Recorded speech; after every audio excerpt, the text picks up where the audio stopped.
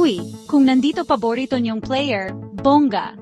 Samahan ninyo ako sa pagdiriwang ng top 10 athletes ng Quezon Province natin.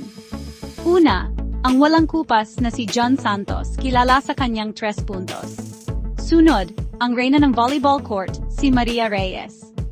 Siyempre, hindi mawawala si Carlos Tan, ang alamat sa soccer. Galing talaga. Pang-apat, ang namamayagpag sa tennis si Jenny Cruz. At siyempre, ang ating marathon marvel si Mark de Guzman. Pang-anim, ang rising star ng basketball, si Ana Lim. Sino ba naman ang makakalimot sa husay ni Leo Mendoza sa boxing? Ang ating swimming sensation, si Irene Diaz.